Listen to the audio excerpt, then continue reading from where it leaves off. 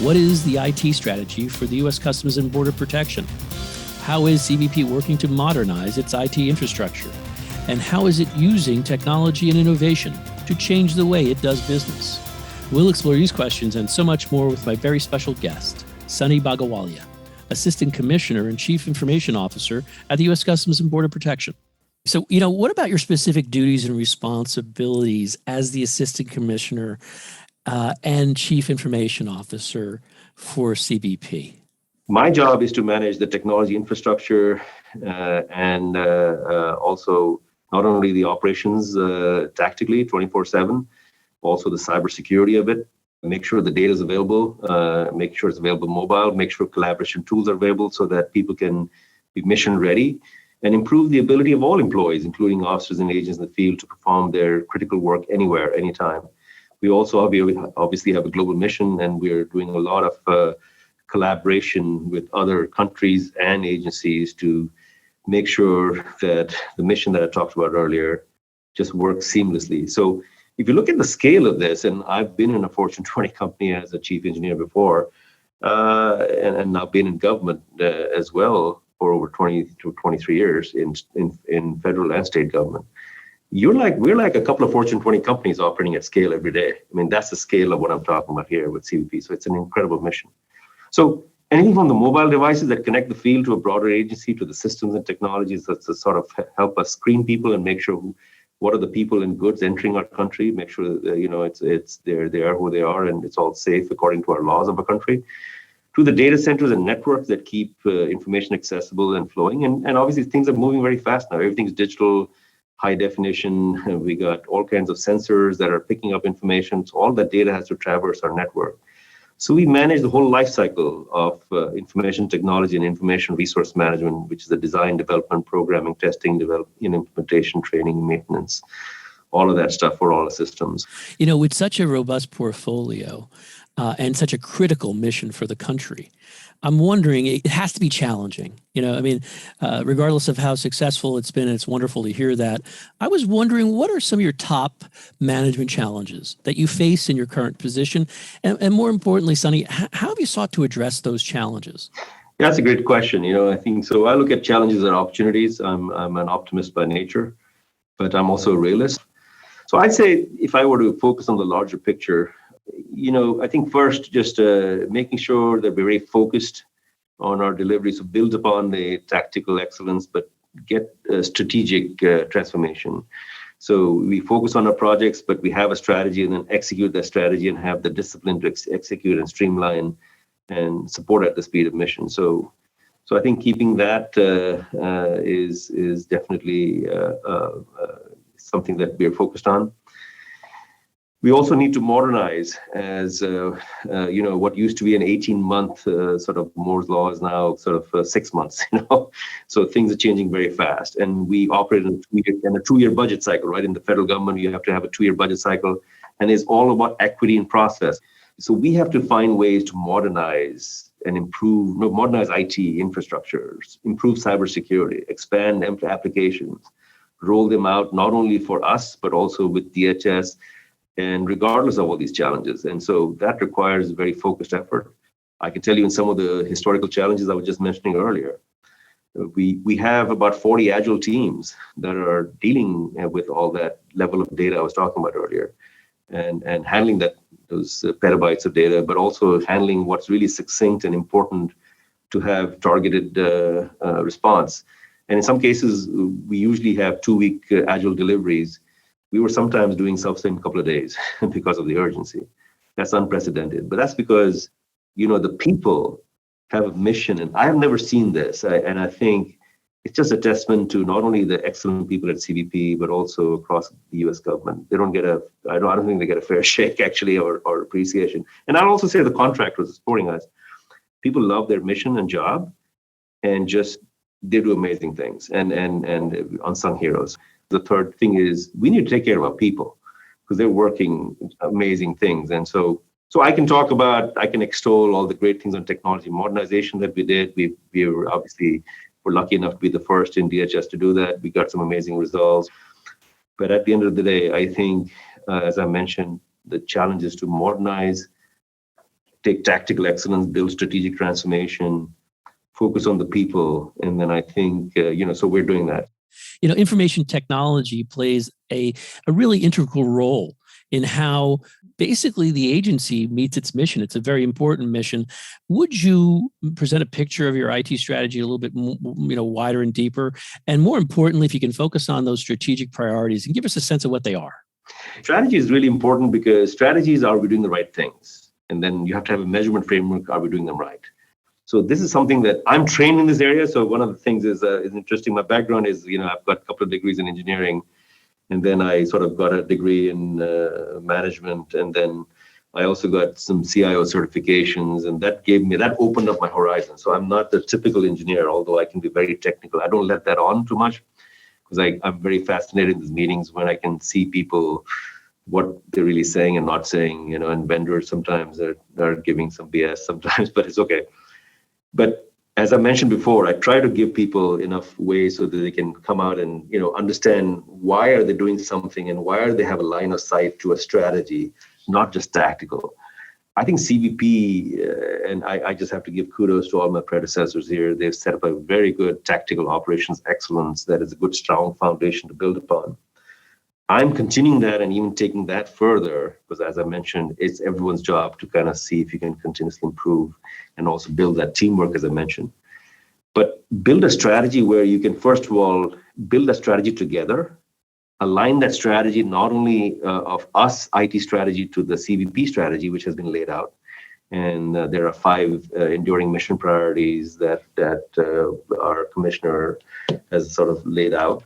And with those 5 enduring mission priorities, we are also looking at how we, IT, not only line up with those enduring mission priorities, we are part of the 12 strategic objectives that are part of that.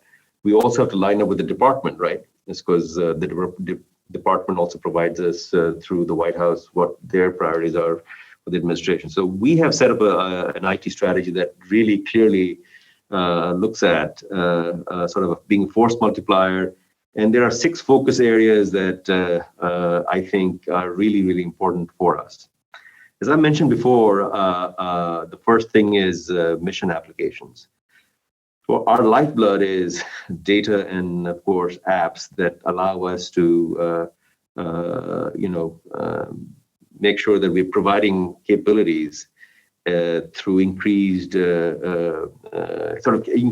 capabilities everywhere in the hands of our agents and officers and support staff every day. So, for example, mission applications could include artificial intelligence, machine learning now, and robotic process automation, facial comparison technology, where we're processing those 1.2 million passengers a day and pedestrians and everyone coming into and in and out of the country within 2-second adjudication at some of the 328 ports of entry.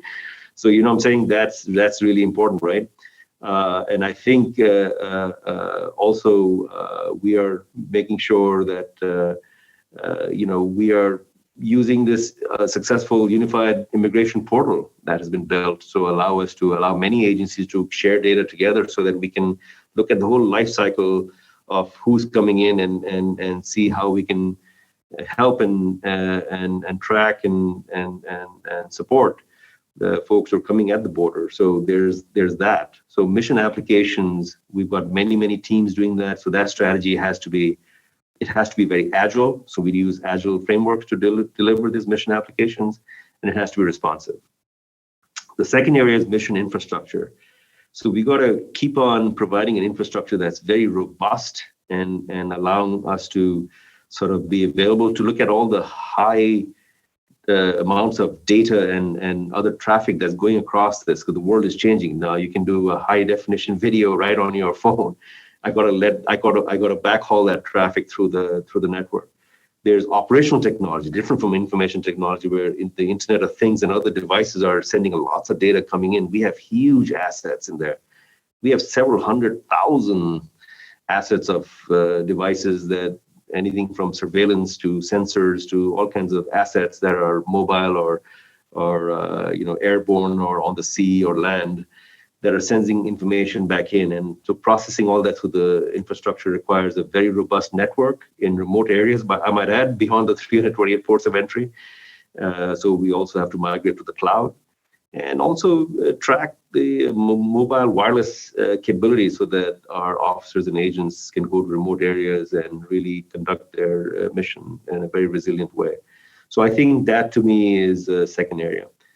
The third strategy is, what do we govern? So we have established, we now know our entire portfolio of stuff. You first got to know what you manage, and then how you manage them better to kind of making sure stakeholders understand this is what we need to do to kind of be successful. But we're also looking at data in a big way. So, this also includes data governance and data strategy. We've come up with a data strategy. Obviously, we have an architecture for the first time, an enterprise architecture that allows us to we have a catalog of everything that we have. What are some of the things that maybe we should be a little bit more effective and efficient on, and then look at that from an acquisition standpoint. So we have a roadmap on that. We've also got dashboards now. I can see dashboards on how well are we doing, right? I said strategy is doing the right things. Are we doing the right things? And measurement is, are we doing them right? So that's another area. So that's number 3. Number 4, strategy is cybersecurity. Let's secure everything we got so that eventually we want to not trust anything in the sense of it's called the zero trust environment. And what it is that because there's 0-day attacks that can happen from adversaries, you got to have zero trust, meaning that even those days are gone where you could trust immediately, even a .gov domain in some sense, because if the adversaries are attacking, we got to just make sure that we protect everything from that standpoint. And when you're withstanding the scale that I'm talking about, when you're doing those 40 billion daily data exchanges and you're blocking 40 billion attempts a day, you have to be very, very focused. So we have very specific cyber attempts that our cyber strategy fully compliant with the presidential and the other NIST framework of identify, protect, detect, react, respond, recover, and then set up many, many capabilities. I won't talk about those, of course, but we have some solid capabilities to kind of track that every day so that we are managing these cyber threats and doing that consistently. The 5th area is obviously what I call our trusted partnerships. And in that area, like I mentioned, 5 areas to make sure that we are providing exactly what our partners want. So we've got something like 60 engagements across 20 partners, all the DHS components, all the government agencies that we deal with, because on several of these programs, from Operation Allies Welcome to our border surge, we are dealing with a lot of other agencies and including at the airports, we deal with other agencies. So all of that work is also there. Our industry partners, 162,000 sort of partners. We recently released an ACE portal that is live now, modernized compared to the access that we had before. So that's a big deal. And finally, our 98 countries that we deal with, our international countries. So I think all that's been really, really good. I think if I can just say that in this strategy, it's dependent on having resiliency. We got to survive,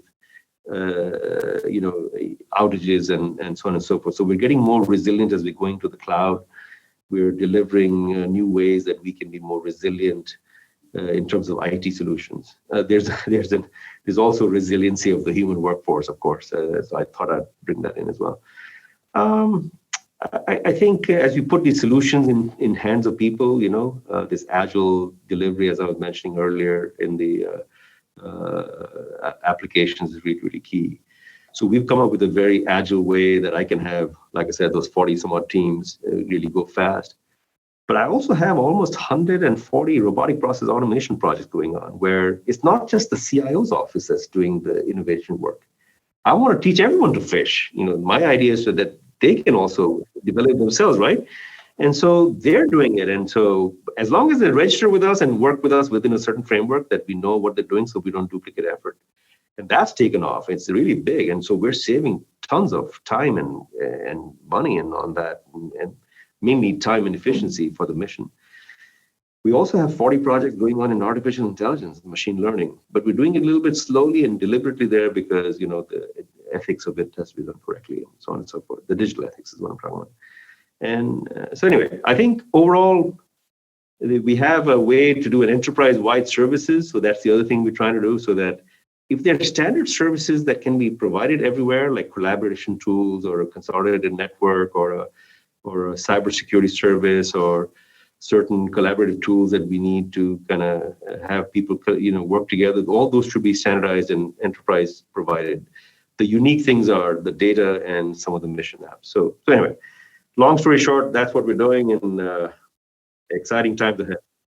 It's a very thoughtful engagement approach. I was wondering if we could delve a little deeper. You mentioned cloud computing earlier, and CBP, as I understand it, uses multiple clouds, Sonny, and low-code, no-code platforms today. I was wondering, do you see sort of this hybrid cloud construct as the future? The short answer is yes. So I'll just make 3 quick points on this one, because I've been somewhat verbose on the others. I think multi-cloud and hybrid are part of the future. So the answer is yes, and it's part of the cloud journey, depending on mission needs. It's interesting for me personally on this account, because back in the day when the former federal CIO under, I think, Obama administration had come out with, I used to be Interior CIO, was a department CIO there. And, he came up with this idea about, and I remember him coming to the Federal CIO Council, and he said, hey, listen, I've been looking for somebody to volunteer to have a sort of a night job. I said, yeah, we already got busy day jobs, And he said, no, but the night job is, I'm coming with this idea called, I want to do something called cloud. And I was like, well, that's interesting. And so when we mission, so anyway, some of us helped out with, if you remember, data.gov in the cloud first time, and then the cloud program. And then actually I went to GSA to help run some of those programs before I went to Hawaii as CIO there. But anyway, bottom line is that framework in 2009 that Vivek Kundra started has really come to a big fruition now. And having seen this journey from all these different sides of it, hybrid cloud indeed is part of most organizational journeys. And at first, when people were somewhat reluctant, now it's happening. The momentum is really there. So we're seeing platform as a service, infrastructure as a service, software as a service. We're seeing many cloud constructs so that we can increase portability. We can containerize applications so that we mitigate risks, and obviously you can have a single or multiple cloud service providers as well. We use a hybrid and multi-cloud approach when we continue to modernize our infrastructure. What I've said publicly is we were supposed to be at 32% as our goal of the migration journey, and we were at 45%, so way ahead of goal. And it's going to get a little bit harder as we go forward, because now the high-value asset application, the tougher ones, are going to get migrated, but still. So I think we want to have a certain amount of databases on the edge as part of a hybrid state. We obviously have a very good, almost tier 4 data center. We have to maintain that a little bit and then finally migrate away from it to the cloud. We want to migrate all our application to the cloud so that they're thoughtfully protected and preserved, because really at the end of the day, the data is the key thing to preserve.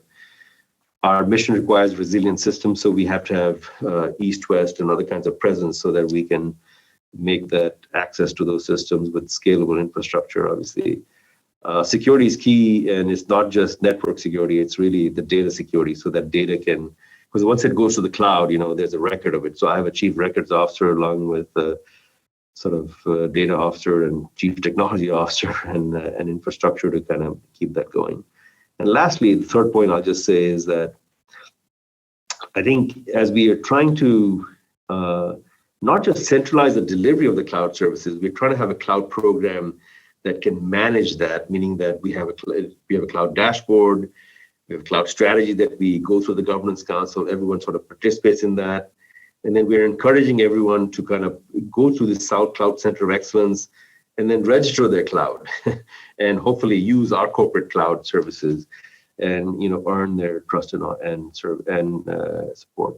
So I think this center of excellence is the governance and structure and automation is increasing, and I think the future is really bright for the cloud journey.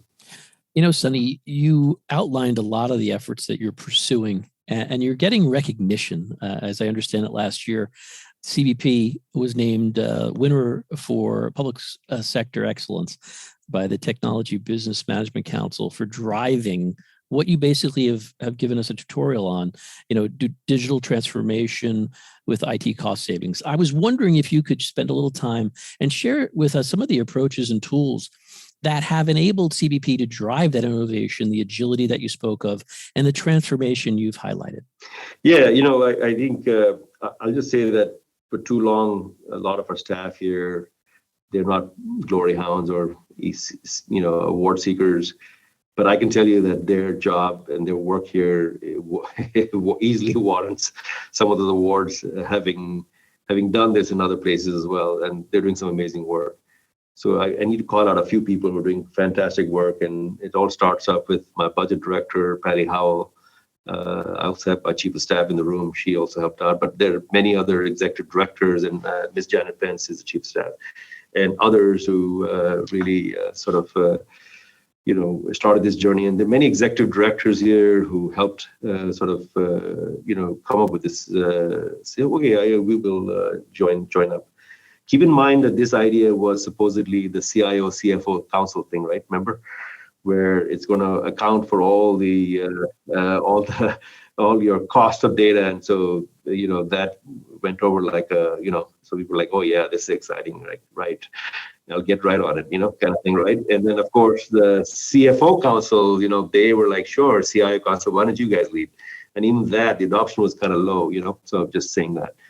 So while the White House came up with that, it's a good idea, we wanted to be very thoughtful on how we did that. So being that I'm one of those, CIO folks who sort of come up with the journey, I believe in this stuff actually, and having been professionally trained in this, I when Patty and I talked, and Janet was also wanting to help, and then all these other executive directors, I said, this is a very interesting thing, but let's look at one or two models first.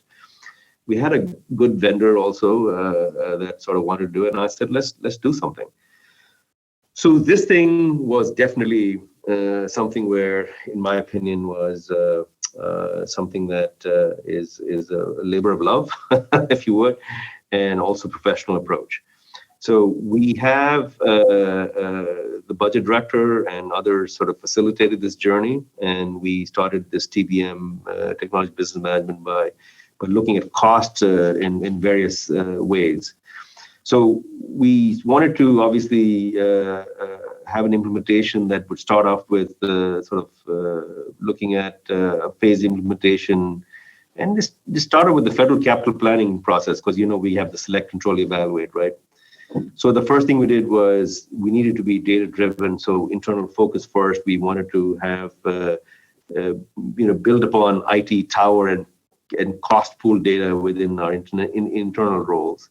So we did data management. We built a budget and cost models for the IT towers, which are the way that they track CIO council financial management for computing and networking and all that kind of stuff. So we allowed the budget analysts to then we can categorize these funds across various aspects of the planning, programming, budget, and execution cycle. We use sub-towers and cost pools so that we can then get greater insight into where people are spending the stuff. We started doing that across cloud. We did that across network. We did that across computing. So there are about 4 main areas that we focused on. And I said, let's get those 4 models together. We also try to share with other agencies or learn from other agencies what they're doing. We realized pretty soon that we're much further ahead than most agencies. And also then we started adding circuits. So went to the network group and said, hey, can we look at the circuit costs? Because remember, when people are getting all their circuit costs, they still have to pool the money to pay us for circuits, right, internally. So we were able to then show transparency for circuits, because they love the performance because they're sending more high bandwidth, what I was talking about earlier, right? High video and all this stuff across it. But then we gave them the bill, and they're like, we kind of want a lower bill, and we're like, no, you're in remote areas, it's cost a bit, right? But then we use some innovation looking at this cost model, allowed us some insights into what can we get for using different types of broadband ICP or other circuits. We were able to look into the entire $1.5 to $1.8 billion spend and start seeing this transparency and put up some dashboards that allowed us to then communicate what are the type of things that we're buying and show that immediately to our stakeholders, starting out with the CFO and then showing our other partners. Frankly, I also had a chat with some of the TBM experts and some of the CEOs of those companies and stuff like that. And they were like, wow, this is pretty good for government. So we were lucky enough to be the only second agency ever, federal agency ever, to get an award.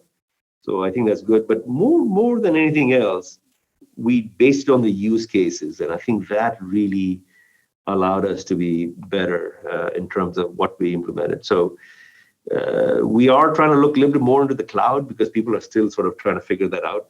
It's a very complex way to look at that cost model and figure that out. I think government, and before that I was in Treasury as a CIO there, where obviously we're a shared service provider as well. So that cost modeling has to be done a little bit better. But I was even talking to someone the other day and they're like, you guys are further ahead in some of the things we're doing here. So I think it's a testament really to the team. And we received the award because although, private and commercial sectors versus that public sector has some unique challenges because of the equity process and the reporting and the very specific laws and regulations are very, very specific into the colors of money, unfunded mandates, appropriation structures. We have to manage different kinds of issues from many, many different slicing and dicing of data. And I think that was really important. So anyway, so we've got cloud, cybersecurity, network, and circuits as some of the key areas in this TBM award. And really, really proud of this achievement by Patty and the team. She's been doing this for 40 years, I think. So she must have started right from high school, right from, so she's done a great job. And I can tell you she's one of the best budget directors I've ever seen in government. So glad to have her on the team and her team and the whole team. And like I said, others. One area I want to talk about, make sure we talk about, Sonny, is your efforts in your current role. What are you doing around workforce development, recruitment, retention, and what is being done to address the IT skills gap and attract and onboard the right people with the right talent and put them in the right jobs? Yeah, as I mentioned, it's all about the people. And I think we in the government need to do a little bit more to attract our younger folks coming into jobs, So, I've got two sons myself, and sometimes, obviously my wife and I try to encourage them to serve the government. And, anyway, when they go through the myriad of websites and everything else, it's not as encouraging as to how they get into this process, right? So we need a little bit of young blood into our workforce. I just gave that example of my son just as a I'm a father myself, right? So looking at that standpoint. But I see that from the younger workforce who also managed to come in because we need to, as we age, we need to bring that young blood into and keep this, the concept of public service as a noble profession, and I believe very highly in the noble profession. And like I told you before, coming into work like CBP, an incredible mission where you are actually you get the experience of two Fortune 20 companies all in one at scale. But then you also get the opportunity that you're in the battlefield every day. There's so much stuff going on. You have to withstand cyber attacks. You got to process all this stuff in the airports, ports of entry. You got flying assets. You got land, sea. I mean, you got a lot of stuff going on, right? So it's a tremendous, tremendous mission. And so I think I would highly encourage people to, come for that. And if they're into that, the answer is the answer to your question is three things: branding, recruitment, and retention. So we have a proactive approach to workforce, first of all, development, recruitment, and talent retention so that we can have an agile workforce and professionals who can kind of meet our mission. We've established this three-pronged approach of branding, recruitment, and retention. The first is the frontline careers are well known in the conscience of the public, irrespective of sometimes in the media you hear things are there. We try to show you real-world examples, as I'm saying here, and I'm spending time to show you that I've been in those worlds. I've been in industry. I've been in other organizations, and I'm saying I've been in state government. I've seen tribal environments. I'm saying to people here that the CBP frontline careers are amazing experience, and they will learn everything from public service in various areas, including cyber, to also allow people who are historically underrepresented to participate.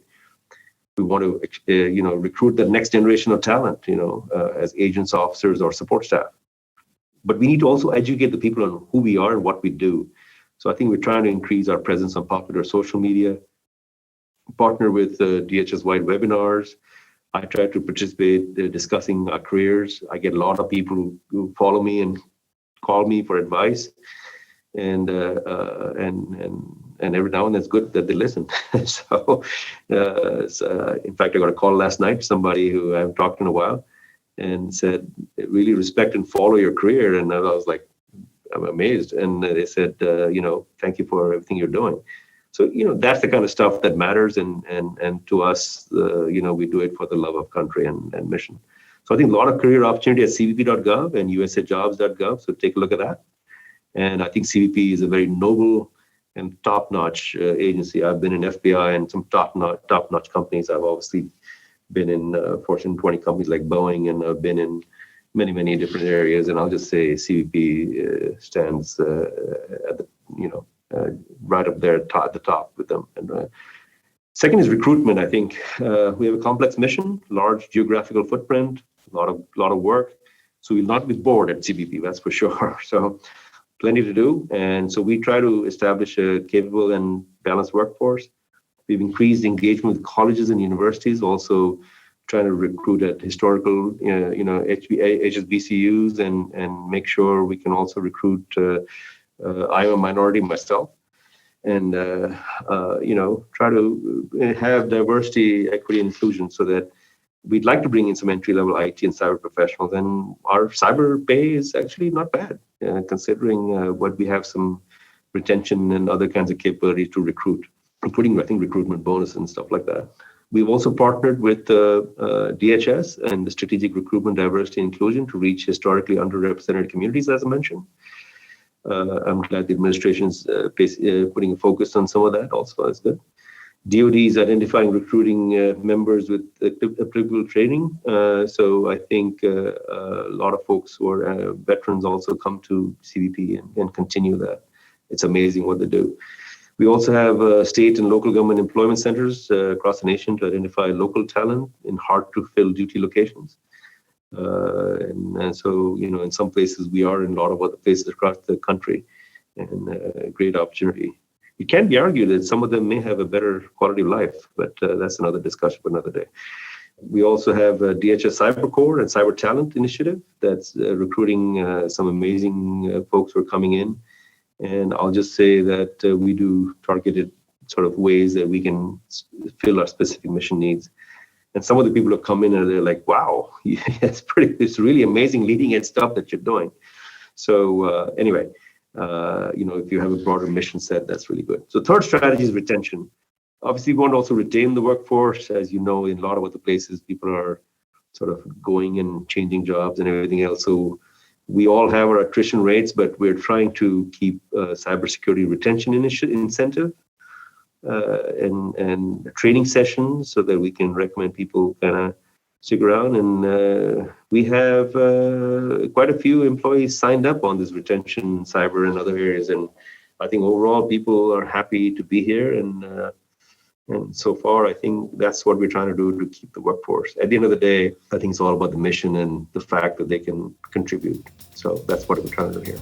This has been the Business of Government Hour, a conversation with Sonny Bhagowalia, Assistant Commissioner and Chief Information Officer at the U.S. Customs and Border Protection. Be sure to join us next time for another informative, insightful, and in-depth conversation on improving government leadership and its effectiveness. Until then, subscribe, download, and listen to the entire interview at Podcast One, iTunes, or on your favorite podcast app. And as always, at businessofgovernment.org.